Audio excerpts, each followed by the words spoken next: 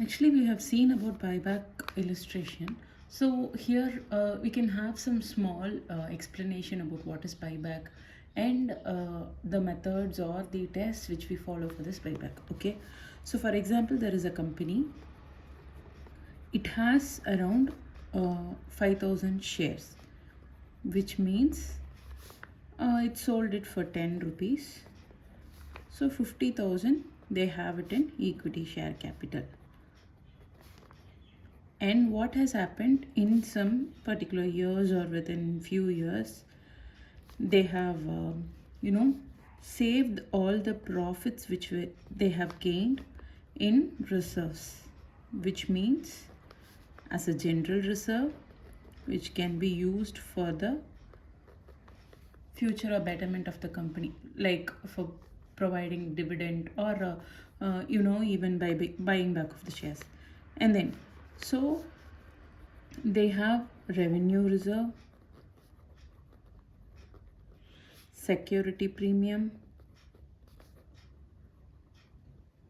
and so on, because the profit can be utilized to any reserves.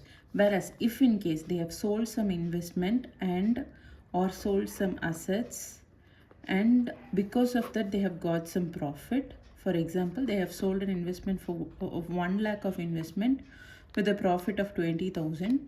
So almost they have got 1,20,000, which represents there is no more investment, whereas they have the profit of 20,000.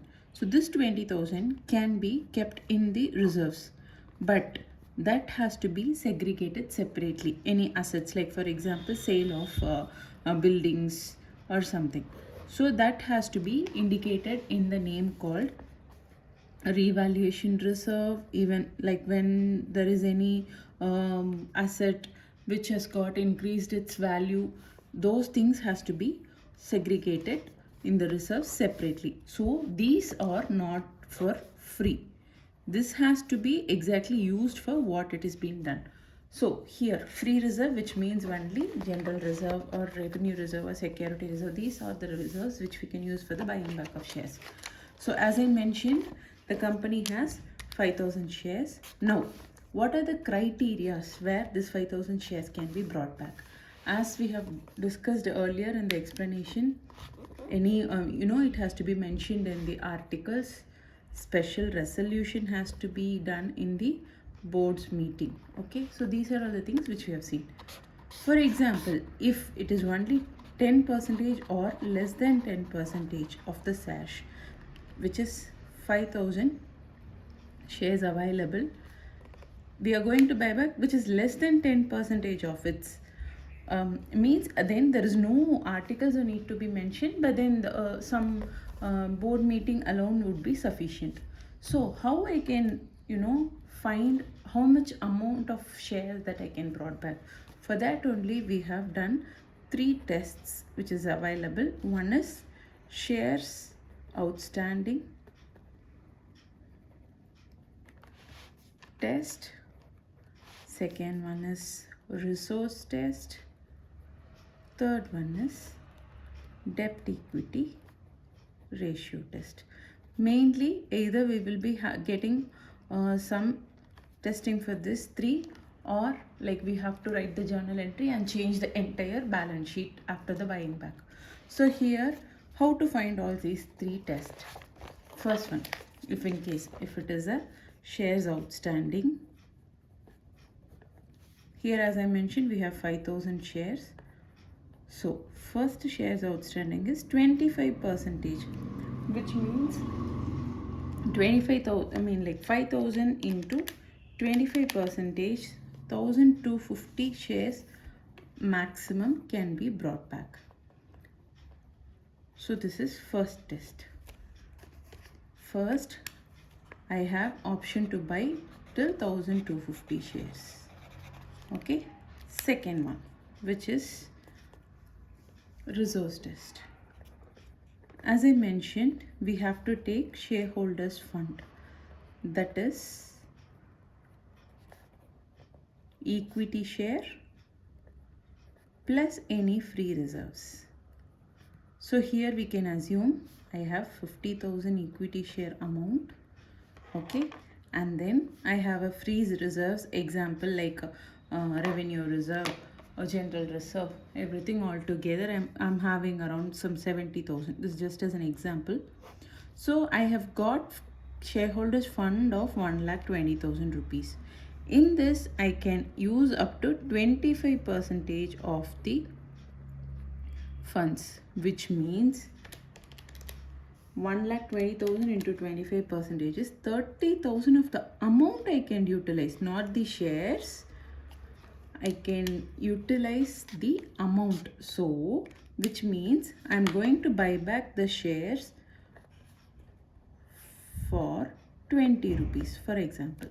So I have I have shares for 10 rupees. Here I'm going to buy it back by giving a premium of 10 rupees. So I can use 30,000.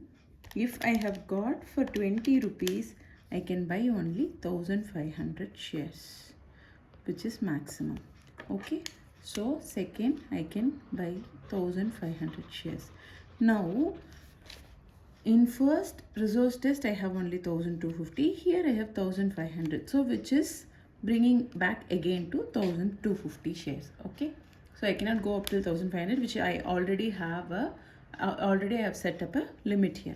So next, third one, which is debt equity ratio test.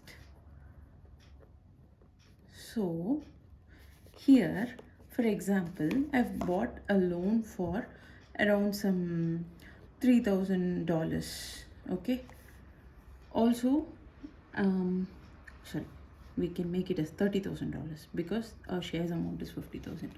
Also, if example, this is first example. Second example, I've bought shares for I've bought loan for around 2 lakh. Okay, or around 2,50,000. Let's keep it in this way. Why I'm having this big differences? Maybe we can make this to 1 lakh. Okay, and I have bought a loan for 2,50,000. So here, first step, this is loan fund.